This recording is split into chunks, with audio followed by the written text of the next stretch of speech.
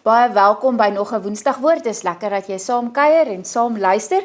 Ek gaan vandag 'n bietjie met jou gesels oor iets wat ons almal mee sukkel en dit is geduld. Nou geduld is iets wat kom deur dit wat die Heilige Gees vir ons kom gee, maar hulle sê 'n definisie van geduld is om te wag sonder om te kla. So geduld met jouself is hoop, geduld met ander is liefde en geduld met God is geloof. So jy is nog nie waar jy eintlik wil wees nie, so moenie moed verloor nie, tekortkominge of foute is maar deel van wie ons is.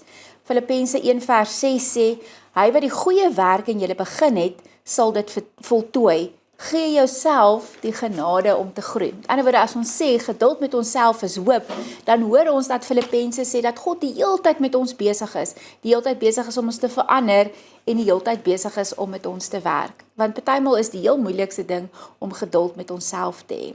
Geduld met ander, wat ons sê is liefde, in 1 Korintiërs 13, sê dit vir ons, dat die liefde, is geduldig, soos wanneer ons met ander mense werk, dan het ons partymal 'n neiging om op hulle swakste punte te fokus. Nou wanneer ons vir hulle lief is, dan leer ons om ook dit oor te sien, of te wag, of om saam met hulle te groei, of om hulle te help. En iets van daai geduldige liefde word weerspieël in wie God met ons is. En ons moet ander mense vergewe, soos ons onsself vergewe. En ons moet met ander geduldig wees, soos wat ons met onsself geduldig is. En dan as ons sê geduld met God is geloof, dan sê Jesaja 40 vers 31, die wat op die Here vertrou, kry nuwe krag. En dan gaan dit aan met daai arendsvlerke.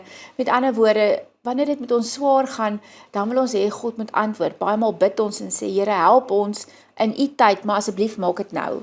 Maar die lewe werk ongelukkig nie so nie. God se tyd werk nie in ons tyd nie. En 'n dag is 1000 jaar en 1000 jaar is 'n dag. So daarom is dit partymal nodig dat ons net by God gaan sit. En dis seker een van die moeilikste dinge, om onsself oor te gee in God se tyd. Hoop sê, God is nog nie klaar met my nie. Liefde sê, God is nog besig met jou. En geloof sê, God is altyd betyds. So, dalk moet ons met onsself, met ander en met God wag, totdat die plan klaar is.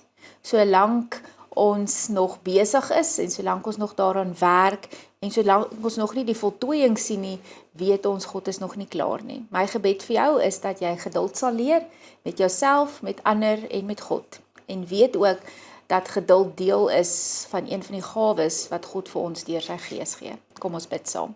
Here, dankie dat ons leer om geduldig te wees. Here, die meeste van ons sê dat ons sukkel om geduldig te wees. Wil u dit vir ons aanleer, wil u deur die Gees ons geduldig kom maak, wil u vir ons geloof, hoop en liefde gee, sodat ons met geduld kan lewe. Amen.